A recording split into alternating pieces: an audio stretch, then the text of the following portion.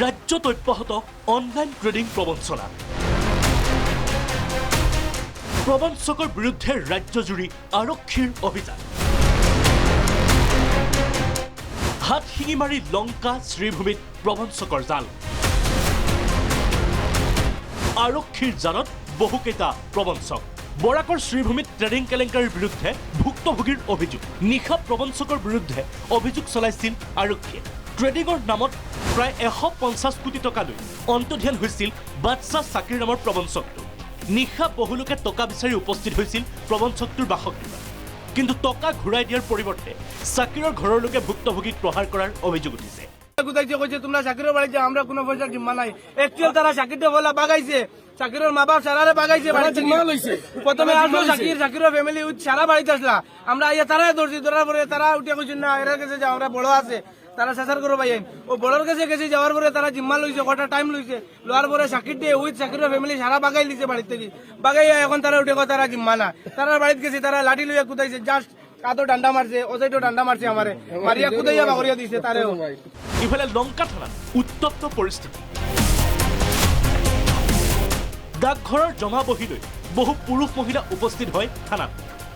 গ্ৰাহকৰ কোটি টকা আত্মসাৎ কৰি অন্তৰ্ধান হৈছে ডাকঘৰৰ এজেণ্ট তাপস্বী মালাকাৰ তথা স্বামী পুত্ৰ অভিযোগ অনুসৰি তাপস্বী মালাকাৰৰ নামত স্বামী আৰু পুত্ৰই আত্মসাৎ কৰিছিল গ্ৰাহকৰ ধন থানাত আইসি পোস্ট অফিসে কালেকশন নিতে আসছিল কালেকশনের পয়সাগুলো জমা দিছে না কে নিছিল রামকৃষ্ণ মালাকার রামকৃষ্ণ মালাকার আমার একটা বইয়ে আছে 7 মাসের ব্যালেন্স 100 টাকা করে দিতাম আর একটা বই আছে 5 মাসের ব্যালেন্স 50 টাকা করে দিতাম তখন এরা বলে শুনলাম শনিবার রাত্রে ভাইগে গেছে লামডিঙত ক্ৰেডিট এণ্ট্ৰি এটা প্ৰতিষ্ঠানৰ নামতো সংগ্ৰহ কৰিছিল ধন বৰ্তমান পলাতক অৱস্থাত আছে পৰিয়ালসহ তাপস্বী মালাকাৰ পোষ্ট অফিসত বহি লৈ থানাত আহিব লগা হৈছে কাৰণ আমাৰ লংকা বজাৰত বা লংকা গোটেই অঞ্চলত এজন মানুহ আপোনাৰ পোষ্ট অফিসত কালেকশ্যন কৰে ৰেকাৰিং বহি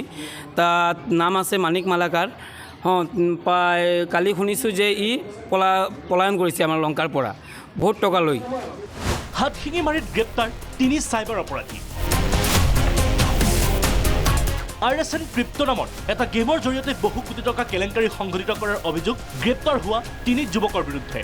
মানকাছৰৰ প্ৰায় 2000 লোকৰ পৰা 10-12 কোটি টকা আত্মসাৎ কৰাৰ অভিযোগ ধৃত 3 জনৰ বিৰুদ্ধে প্ৰবঞ্চক কেইটাৰ পৰা আৰক্ষীয়ে জব্দ কৰে লেপটপ মোবাইলকে ধৰি বহু আপত্তিজনক সামগ্ৰী গ্ৰেপ্তাৰ হোৱা প্ৰবঞ্চক কেইটা ক্ৰমে আছাদুল ইছলাম হাছানুৰ জামান আৰু কুবাত Ali Mulla Chinese based এপ্লিকেশনৰ through দি লিংকৰ থ্ৰু দি ইয়াৰ মানে US ডলাৰত কনভাৰ্ট কৰি ইয়াৰ মানে পইচাখিনি লৈ যাব কাৰণ তেওঁলোকে প্ৰচেষ্টা চলাই আছে বুলি আমাক ইনফৰমেশ্যন দিছিলে